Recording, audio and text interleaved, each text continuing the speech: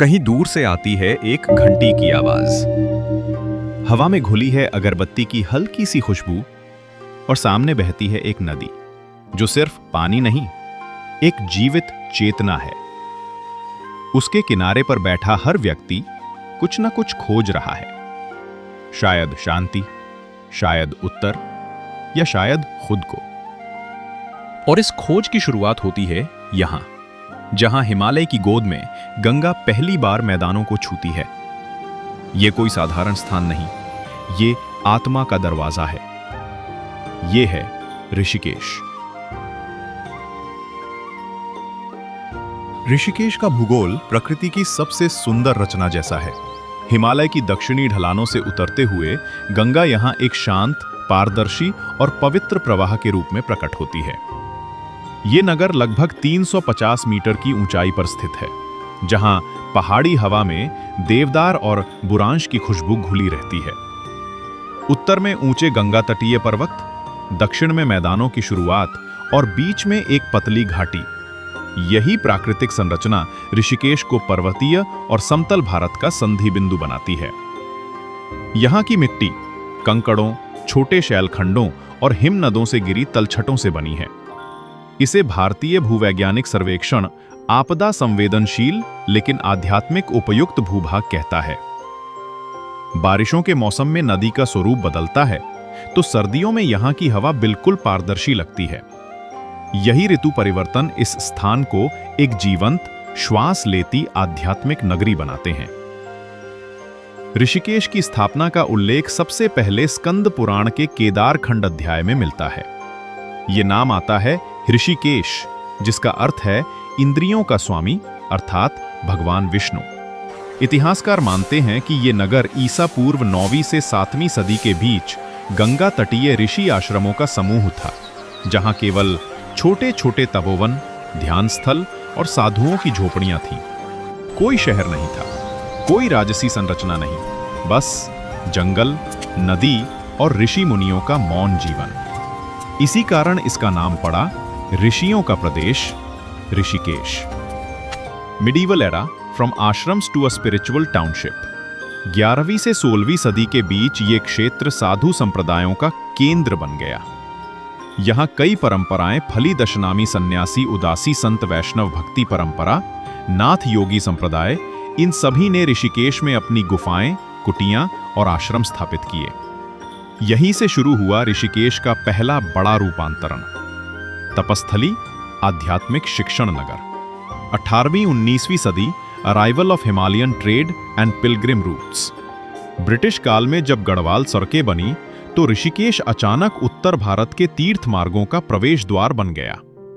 18वीं-19वीं सदी में चार धाम यात्रा का मुख्य पड़ाव बना व्यापार कारवां, यहां रुकने लगे स्थानीय बाजार विकसित हुए, कई घाट पक्के रूप में बनाए गए।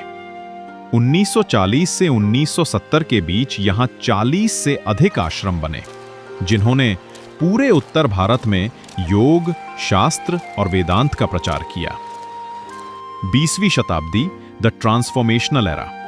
20वीं शताब्दी ने ऋषिकेश को एक छोटे धार्मिक नगर से अंतर्राष्ट्रीय आध्यात्मिक केंद्र बना दिया।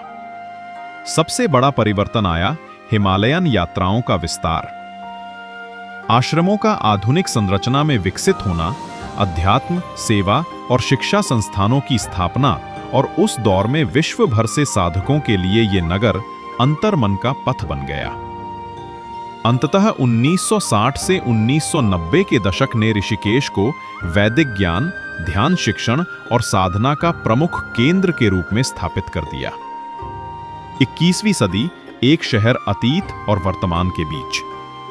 आज ऋषिकेश अपने प्राचीन मूल को लिए एक नए युग में प्रवेश कर चुका है।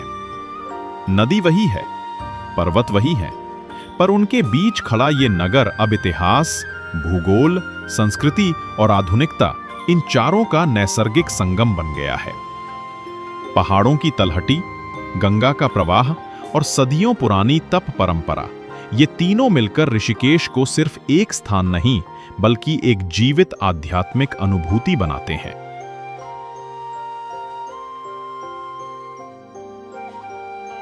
यहां हर सुबह गंगा की सतह पर सूरज का पहला किरण जब पड़ता है, तो लगता है मानो जल नहीं स्वर्ण पिघल रहा हो। और जब शाम ढलती है तो दीपों की कतारें नदी के साथ बहती जाती हैं, जैसे हर लौ एक प्रार्थना हो जो किसी के मन से निकली हो। ऋषिकेश की हवा में एक अजीब सी गहराई है। ये ना तो पूरी तरह शांत है, ना ही पूरी तरह हलचल भरी। ये वैसी जगह है जहां पहाड़ बोलते हैं, नदी सुनती है और मन बस ठहर जाता है। कहा जाता है ये वही भूमि है जहां भगवान राम के छोटे भाई लक्ष्मण ने गंगा पार की थी। और उसी स्थान पर आज खड़ा है प्रसिद्ध लक्ष्मण झूला, लोहे की मजबूत डोरियों से बना एक पुल जो सिर्फ दो किनारे नहीं जोड़ता बल्कि दो युगों को जोड़ता है, भक्ति और आधुनिकता को। जब आप इस झूले पर खड़े होते हैं तो नीचे से बहती गंगा की आवाज किसी श्लोक की तरह लगती है। हर लहर जैसे कुछ कह रही हो, रुक जाओ, बस एक सांस भरो और खुद को सुनो।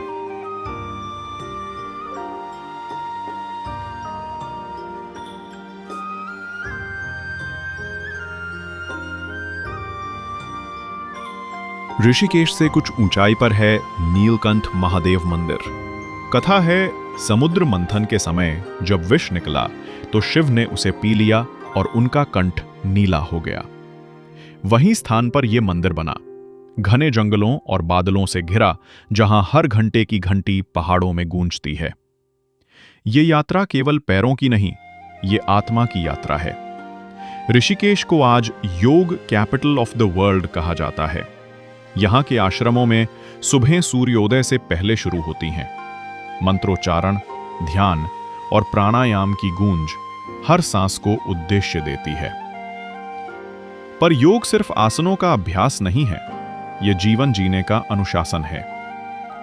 यहां आने वाला हर साधक, चाहे विदेशी हो या भारतीय, कहीं ना कहीं खुद के भीतर उतरना सीख जाता है।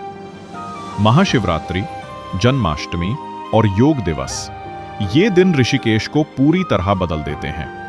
सड़कों पर रौनक, घाटों पर श्रद्धा और हर आंख में चमक। लोग यहां सिर्फ दर्शन करने नहीं आते, वे एक जुड़ाव महसूस करने आते हैं, भगवान से, नदी से और अपने भीतर के विश्वास से। और यही विश्वास भारत की आत्मा का असली आधार है।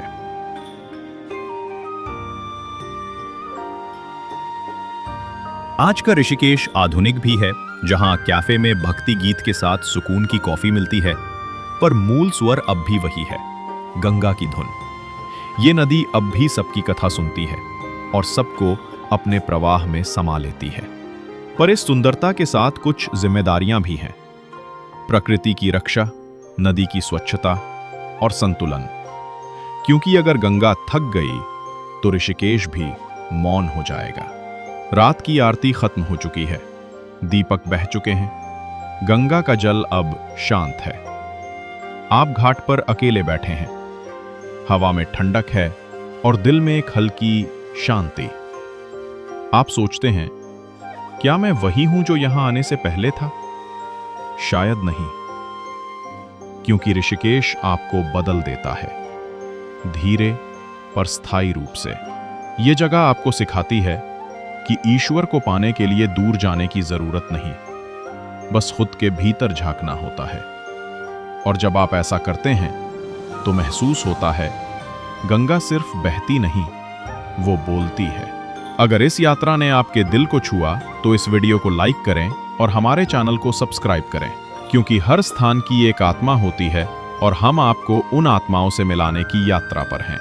अगली बार मिलेंगे किसी और पवित्र धाम की कहानी में। तब तक शांति, प्रकाश और प्रेम आपके साथ रहें।